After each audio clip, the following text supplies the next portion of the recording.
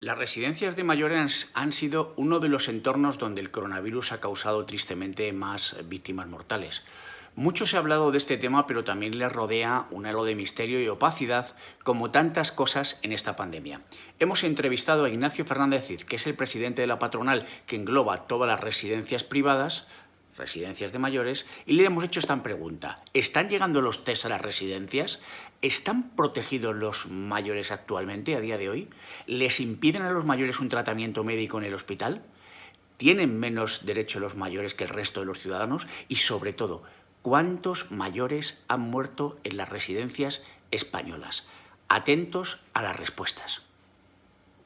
Tenemos a Ignacio Fernández Cid, que es el presidente de la Federación Empresarial de la Dependencia, que para que todos nos entendamos es el que engloba la mayor parte de los centros residenciales, los centros de día, con plazas de día y de noche, los servicios de ayuda domiciliaria y los servicios de teleasistencia. Creo, si no me equivoco, don Ignacio, ahora usted me puede corregir, que son más o menos 2.004 centros residenciales con 154.000 plazas, 28.000 plazas de día y de noche y con 230.000 beneficiarios y servicios de teleasistencia con 315.000 usuarios, con lo cual la representación que usted tiene aquí de manera empresarial es la mayoritaria del país, por no decirlo. Buenos días.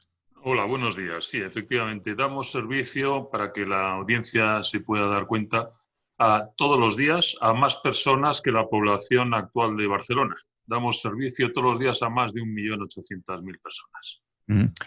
Una de sus reclamaciones a las autoridades sanitarias es que están exigiendo la revisión de los protocolos, sobre todo de la realización de los test de diagnóstico en todos sus centros, con el objetivo de, pues de reducir los contagios no solamente entre los profesionales, sino también entre los residentes. ¿Me quiere usted decir con eso que todavía seguimos en esas, que todavía no hay esos test, los test no están llegando a las residencias ni a esos centros? Increíblemente sí, increíblemente sí. Llegan los test, pero solo para aquellas personas sintomáticas. Pero claro, es que claramente es un error. Los test los tenemos que pasar absolutamente a todos, tanto a los residentes sintomáticos o asintomáticos como al personal. ¿Y qué es lo que conseguiremos con ello? Pues tener un cuadro real de lo que tenemos en nuestros centros y proceder inmediatamente al aislamiento de aquellas personas que sean positivas. Y el personal que sea positivo, derivarlo a su casa a que pase la cuarentena, porque si no, estamos jugando con fuego. Desde un inicio ya se definió a la población mayor que vive en residencias, es decir, que tiene patologías múltiples, que era diana, población diana de este virus criminal. Pues si no le prestamos especial atención, pues estamos a las puertas de una segunda vuelta. Se está hablando de rebrotes, pues nosotros somos un colectivo muy sensible a este virus criminal. Por favor, préstennos atención y denos los materiales que necesitamos. Ya pasó inicialmente con los materiales de protección individual, los EPIs. Ahora tenemos que volver a reeditar la segunda edición porque nos faltan los test. Usted también dice en esa nota de prensa que las autoridades sanitarias ponen impedimentos para trasladar a los enfermos de las residencias a los hospitales. ¿Cómo puede ser esto? Pues eso es lo que nos preguntamos nosotros. ¿Cómo es posible que ya ha pasado la punta de demanda y de colapso del sistema sanitario? Estamos viendo todos en los medios de comunicación que ya se están cerrando plazas de UCI, pero siguen todavía vigentes aquellos criterios restrictivos para las derivaciones hospitalarias de los mayores que están ingresados en las residencias. Y no nos explicamos por qué. Antes nosotros, igual que si estuviese el mayor en su domicilio o en la residencia, cuando teníamos que hacer una derivación hospitalaria, se llamaba a una ambulancia y se derivaba al hospital. Eso cambió y ahora dependemos de un geriatra del hospital de referencia. Y ese geriatra es el que, en base a la clínica que le dice nuestro doctor, decide si procede o no procede el ingreso hospitalario. Y claro, nos preguntamos, pero es que las personas mayores que están institucionalizadas en una residencia tienen menos derechos que una persona que está en su casa o que un ciudadano normal. ¿Por qué no tiene el mismo derecho que cualquiera a recibir los servicios sanitarios que le correspondan? Señor Fernández Cid, en todas estas semanas, mientras que hemos estado viendo todos los españoles la pandemia, una de las cosas que más preocupaban era el número de fallecidos que ocurrían en las residencias, algunas de ellas en situaciones bastante dantescas. ¿Qué datos tiene usted como representante de la patronal de la cantidad de residentes que han fallecido en España? ¿Se tiene algún dato concreto? Pues lamentablemente estamos en el país de las estadísticas y de los datos. Nosotros tenemos la obligación todos los días de la semana a volcar los datos a las distintas comunidades autónomas, a consejerías de sanidad o de política social. Y ellos, a su vez, los martes y los viernes tienen la obligación de trasladar los datos al Ministerio de Sanidad. Pero no tenemos más datos. Entonces, van cambiando de criterios continuamente.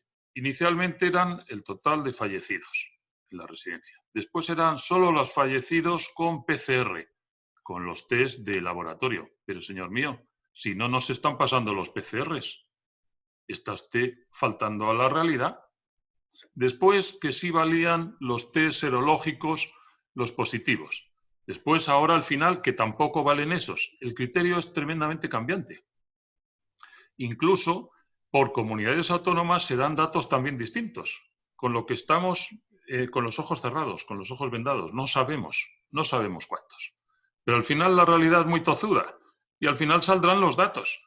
Para colmo, nos enteramos también que los registros civiles, muchos de ellos están sin informatizar y por tanto los datos que dan no son los datos del día anterior, sino vaya usted a saber los datos si es de la semana anterior o de 15 días. Pero al final tendrá que salir los datos. Y al final se verificará y se constatará que las residencias hemos estado abandonadas y que hemos estado pidiendo auxilio y no nos lo han dado. Y torticeramente entonces el mensaje será que las residencias hemos hecho mal nuestro trabajo y no hemos atendido bien a los mayores. Pero es que las residencias nos dedicamos a cuidar a las personas mayores, no a curarlas. Para eso están los hospitales. Entonces tiene que haber una colaboración continua entre lo social y lo sanitario. Si de repente lo sanitario le da la espalda a lo social, pues la debacle está asegurada, que es lamentablemente lo que ha pasado. Señor Fernández Cid, aprovechando sus palabras, usted también tendrá como representante de la Federación Empresarial de estas residencias, tendrán esos datos, independientemente de los que quieran publicar o no las autoridades. ¿Ustedes sí saben cuántos ancianos han muerto en las residencias? Le prometo que no los tenemos esos datos. Lo que tenemos es la obligación de dar esos datos, las residencias individualmente, a la Consejería de Sanidad de cada comunidad autónoma. Y eso es lo que hacemos. Pero nosotros no recabamos los datos de los asociados.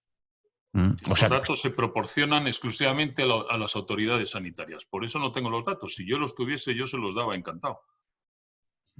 De todas Pero formas, lamentablemente después, como le decía, saldrán que la cantidad de personas mayores que han fallecido en las residencias no es normal, ¿verdad? Porque la gente normalmente no fallece en sus casas. La gente fallece en los hospitales porque han ido allí, han intentado buscar un remedio y si finalmente no se ha producido, pues el desenlace fatal se produce en el hospital, como es lo normal. Pues ya verá usted cuando salgan las estadísticas cuántos han fallecido en las residencias y cuántos en los hospitales. Y entonces también nos preguntaremos, es que los de las residencias ¿cómo son? Qué bárbaros, ¿no han querido derivarlos a los hospitales? No, señor mío, no nos han dejado. Si no lo hubiésemos hecho. Su federación tiene una serie de propuestas de cara a las autoridades, pero yo antes de que nos pongamos a desgranarlas, me gustaría preguntarles si entre ustedes, entre la patronal de las residencias, no han realizado algún tipo también, independientemente de las críticas al gobierno, algún tipo de autocrítica en base a cómo ha sido también esa respuesta a esa gestión. Ha habido muchos familiares que se han dirigido también a Crónica Norte, en la zona de Madrid, para trasladarnos su preocupación en las primeras semanas porque había, según ellos, alguna ocultación de información en las residencias. ¿Han hablado ustedes de eso? ¿Tienen que hacer algún tipo de autocrítica? Sí, por supuesto, hacemos autocrítica y además nos hemos pedido perdón directamente a las familias. Y la explicación es muy fácil. De repente, de la noche a la mañana, cualquier persona que tuviese síntomas se le daba la baja médica. Y por tanto, de la noche a la mañana, el 25 o el 30% de nuestras plantillas se dieron de baja. Entonces, hay que priorizar el trabajo. Imagínese usted, hemos impedido el acceso de los familiares a los centros. Pues eso crea, evidentemente, una preocupación enorme. Y, evidentemente, desconfianza en muchas personas. También es lógico, ¿no? Y entonces llaman a los centros y no les estamos pudiendo atender como les deberíamos haber atendido. Pues se produce todavía más desasosiego, más preocupación y más desconfianza. Pero claro, con la plantilla diezmada que teníamos en aquellos momentos, lo importante era volcarnos en el trabajo directo a los mayores, en la atención a los mayores, no en la atención a las familias. ¿Que se hizo mal? Sí. ¿Que teníamos que haber arbitrado medidas extraordinarias para poder atender a las familias? No se puede usted imaginar cómo salimos al mercado todos los centros buscando personal. Pero la gente no quería trabajar en las residencias porque, claro, era de dominio público que teníamos la pandemia en los centros, en aquellos centros donde estábamos, que gracias a Dios han sido minoritarios en los centros donde ha entrado el COVID. Lo que pasa es que donde ha entrado ha sido criminal. ¿Qué hace un centro que quiere buscar nueva gente para incorporarla y la gente no se atreve y te dice que no? Pues mandas una circular, mandas un email explicando la situación a las familias, pero no puedes mucho más. Eso ha sido un problema y eso es evidentemente algo que debíamos haber hecho de otra forma.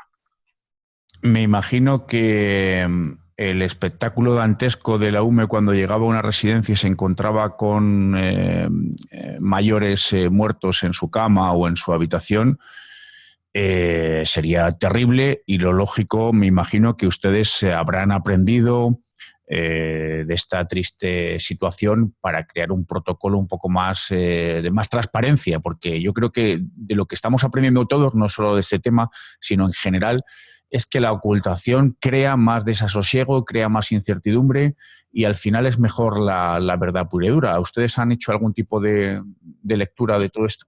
Pero fíjese, me toca usted otro tema en el que nosotros hemos sido los damnificados. Porque claro, ¿qué es lo que se produjo? Un colapso del sistema funerario. Y al final la culpa es nuestra también. Imagínese un director que tiene 2 fallecimientos en la residencia. Llama a la funeraria. En condiciones normales, en 2 horas, venía un furgón y se llevaba el cadáver. Han pasado 48 horas. Han pasado 60 horas. Llegan hasta 72 horas. Y además nos han mandado las funerarias un protocolo diciendo mucho cuidado que el cadáver es altamente contaminante. Pónganle ustedes 2 sudarios y no lo toquen. Además, tenemos que tener en cuenta que el 50% de las residencias tienen menos de 50 plazas. Por tanto, no tienen un tanatorio. Es que la norma no se lo exige. Pero como tampoco tenemos un tanatorio en nuestras casas, es que las residencias son las casas de los mayores, que es lo que tenemos que entender. Entonces, ¿qué tiene que hacer el director en ese momento? Ya ha llamado a la familia y ya se ha contratado a la funeraria de turno. O sea que aquí no ha habido ocultación de datos alguno. Entonces, ¿qué tenemos que hacer? Meter el cuerpo en la habitación y cerrarlo. Y cerrar la habitación. Y esperar a que venga el funcionario de la funeraria. No podemos hacer otra cosa. Pero también se nos ha achacado a nosotros una responsabilidad en eso, una mala actuación. Cosa que es incomprensible. Entonces parece que lo que se está buscando es un chivo expiatorio. Evidentemente ha habido ámbitos de mejora en todos los lados, ¿verdad? Porque si no, no estaríamos donde estamos. Entonces me parece que nosotros somos el eslabón más débil de la cadena y los que nos vamos a llevar todos los palos. Y eso no es justo. ¿Qué saben de las pesquisas que está realizando la Fiscalía?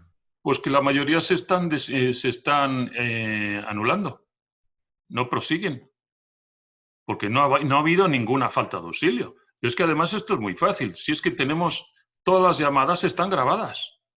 Cuando tú llamas a un hospital, la llamada se graba. Cuando tú llamas a un 061 o un 112, la llamada se graba. Por tanto, claro, la verdad está saliendo. Cuando se ha producido una situación de emergencia sanitaria, evidentemente el médico ha llamado inmediatamente al hospital de referencia, ha hablado con el geriatra y el geriatra le ha dicho que no, eso está grabado. Entonces, ¿qué falta de auxilio de quién? Pues del sistema público de salud, que no nos ha atendido. No de la residencia que ha querido derivar a esa persona al hospital. Señor Fernández Cid, hablemos de las propuestas que le realizan ustedes a la Administración. Entre alguna de ellas existe la posibilidad de seleccionar determinados centros para que se concentren un poco en las personas que estén infectadas del COVID y de ahí medicalizarlos, o sea, que tengan una atención más dedicada y que luego haya una separación. ¿Qué más propuestas tienen? Y explíquenos si quiere esta propuesta. Esta propuesta es una propuesta simple, es seleccionar entre centros ya existentes de gran tamaño y con más infraestructura, tanto públicos como privados, centros para poderlos especializar en COVID-19. Para empezar, el COVID-19 ha sido un virus que no conocíamos nadie. Entonces los médicos tienen que aprender como todos los demás. Determinados tratamientos se han ido variando a lo largo de las semanas. Entonces, especialicemos unos centros, los medicalizamos, puesto que el Servicio Público de Salud no nos está amparando, tendremos que buscarnos nosotros la vida.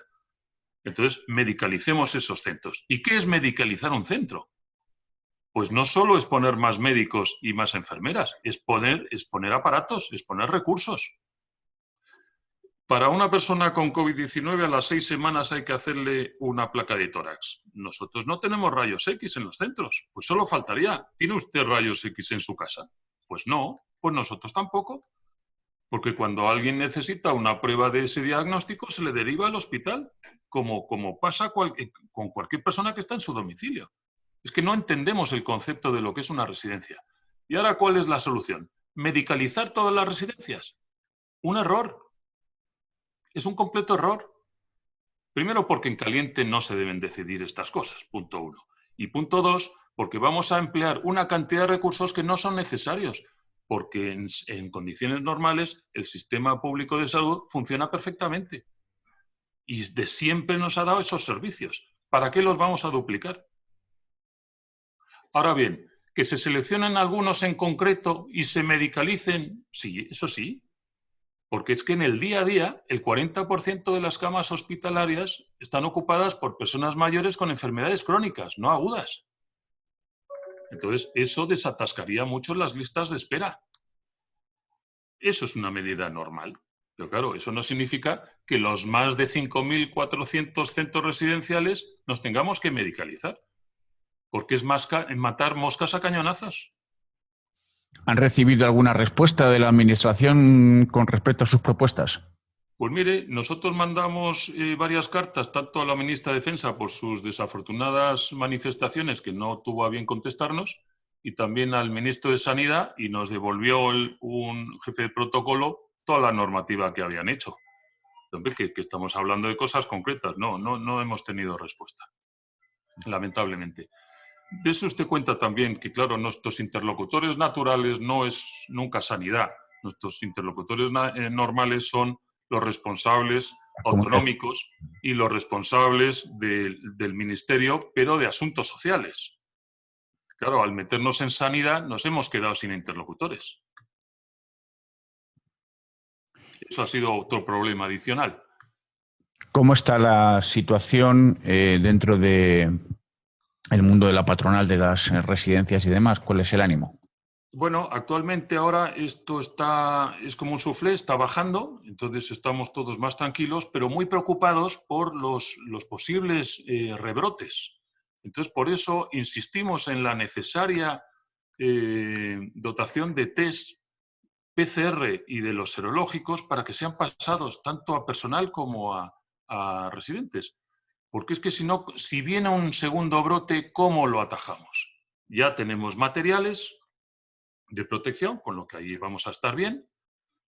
Hombre, el sistema público de salud inmediatamente ha dispuesto de camas de UCIs y se han dejado preparadas porque nos decían el otro día que en 24 horas se podrían volver a abrir 1.000 y pico en Madrid y 3/4 de lo mismo en Barcelona. Con lo que entonces, pues, ¿qué es lo que necesitamos? Los test para poder tener mayor conocimiento de causa. Y después, otra cosa importante que no hemos tocado, la medicación. No nos pueden evitar los ingresos hospitalarios, pretender que les demos atención en los centros y no darnos la medicación necesaria que tenemos que utilizar para tratarlos. Retrovirales no hemos tenido. Hidroxicloroquina no la hemos tenido. Esa medicación es la que está triunfando, que además es una medicación muy antigua. Era la que se utilizaba, la que se sigue utilizando para la malaria. ¿Por qué no nos dan esa medicación a nosotros? Pues depende del área sanitaria donde estés, te la dan o no te la dan. Pero eso no podemos funcionar así. Pero lógicamente, si ustedes dan esa medicación para paliar los daños que hace el COVID-19, lógicamente tendría que estar también atendida por algún médico, ¿no? Bueno, es que en las residencias hay médicos, ¿eh? Y hay enfermeras. Por supuesto. Pero eso no significa que los centros estén medicalizados, porque Exacto. haya un médico y 3 o 4 enfermeras. No. Un centro medicalizado es mucho más. Yo pregunto, Fernández, y yo simplemente pregunto. Sí, no, y yo respondo. Yo pregunto. Pues, señor Fernández Cid, le agradecemos todo este tipo de aclaraciones, le agradecemos que nos venga a contar también las reivindicaciones que este sector está realizando al Gobierno y esperemos que hayamos aprendido un poco todos de esto. Esperemos, porque la verdad que todavía esto no ha acabado, no tiene pinta de que acabe pronto y seguramente puedan venir rebrotes, a lo mejor antes de lo que nos creemos, y luego llegará el otoño y el invierno y hay que estar todos prevenidos y hay que estar todos coordinados. Le agradezco que haya atendido a los micrófonos de Crónica Norte. Pues muchísimas gracias a usted.